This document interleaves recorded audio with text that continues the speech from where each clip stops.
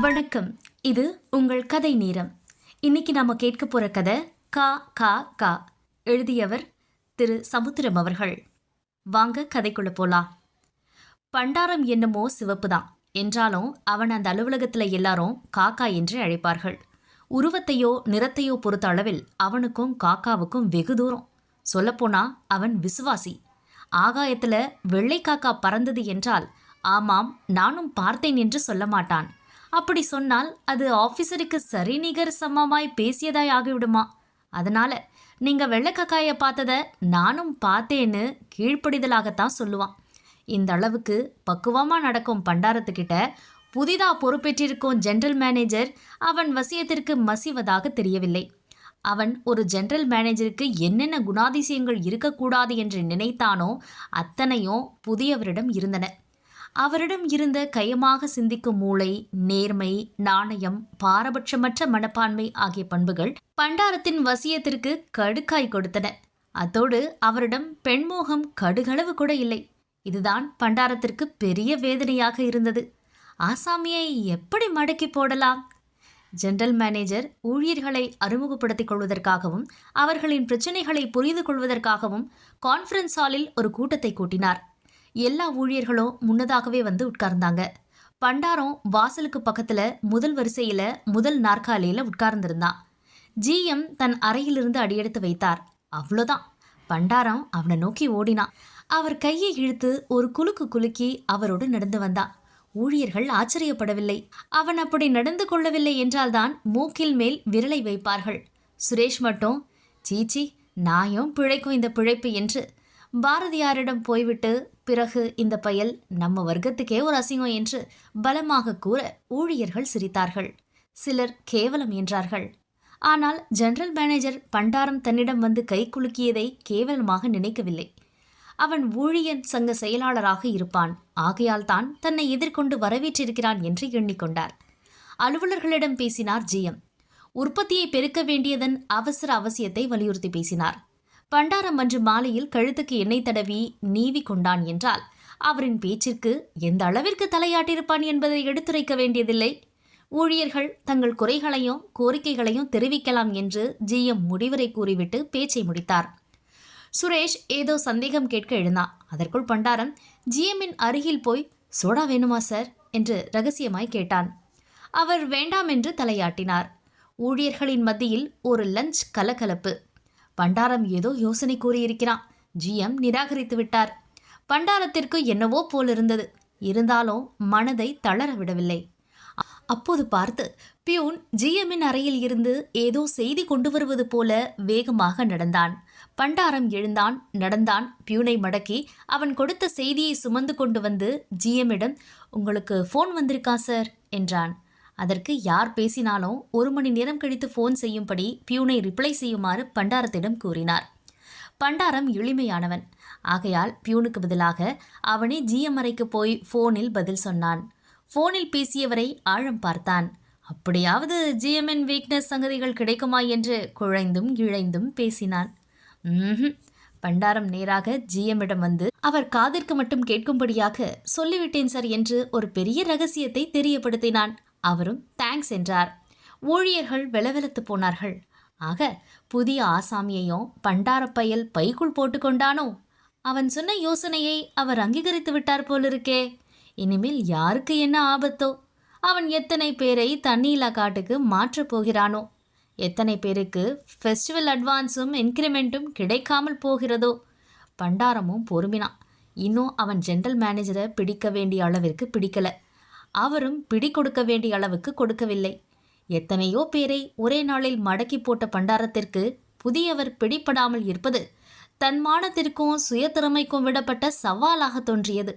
அடிமேல் அடி வைத்தால் அம்மியே நகரம். இந்த ஆசாமி மட்டும் என்ன விதிவிலக்கா? மறுநாள் காலை மணி 10 இருக்கும். பண்டாரம் அலுவலகத்தின் வாசல் அருகே நின்று கொண்டான். எதிரே ஜிஎம் வந்து கொண்டிருந்தார். உடனே ஒரு சிகரெட்டை எடுத்து பற்ற வைத்தான். பராக்கு பார்த்து கொண்டிருப்பது போல் பாவனை விட்டான். பிறகு அப்போதுதான் ஜிஎம்ஐ பார்ப்பது போல பாவலா செய்து கொண்டு சிகரெட்டை டப்பென்று அணைத்துவிட்டு ஆட்டோ ரிக்ஷா மாதிரி உடம்பை ஆட்டிக்கொண்டே ஐ எம் சாரி சார், நீங்கள் வருவதை பார்க்காம சிகரெட்டை என்று இழுத்தான்.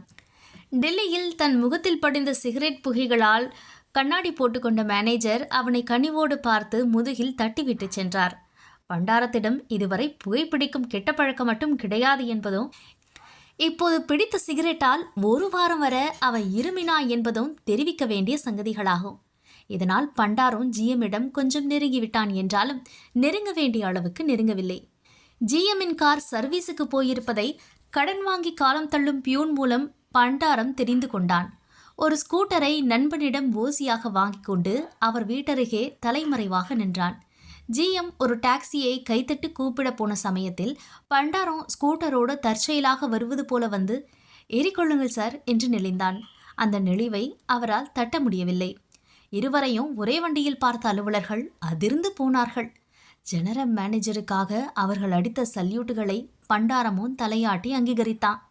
ஜெனரல் மேனேஜர் 10 மணியிலிருந்து 5 மணி வரை பிஸியாக இருப்பார். யாரும் அவரை நெருங்க முடியாது, நெருங்கவும் கூடாது. பிறகு ஒரு அரை மணி நேரம் ரிலாக்ஸ் செய்வார். மீண்டும் இரவு 8 மணி வரை ஃபைல்களை பார்ப்பார். இதை புரிந்து கொண்ட பண்டாரம் மாலை 5 வரை வெளியே சுற்றுவான். சரியாக இரவு 7:30 மணிக்கு தன் கதவுகளை திறந்து வைத்து கொண்டு ஃபைலை புரட்டுவான்.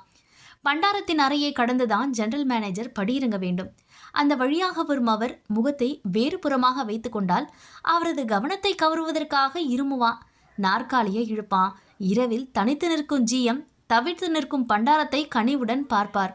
சில சமயம் மறுநாள் காலையில் இன்னின்ன விஷயங்களை தனக்கு நினைவுபடுத்தும்படி கூறுவார். மறுநாள் காலையில் அவருக்கு முன்னதாகவே பண்டாரம் அவர் அறையில் முன் சீட்டில் உட்கார்ந்து கொள்வான். ஆக இப்போது பண்டாரம் ஜெனரல் மேனேஜரை ஜோபியில் போட்டுவிட்டான். அலுவலகமே அவனை கண்டு ஆடியது.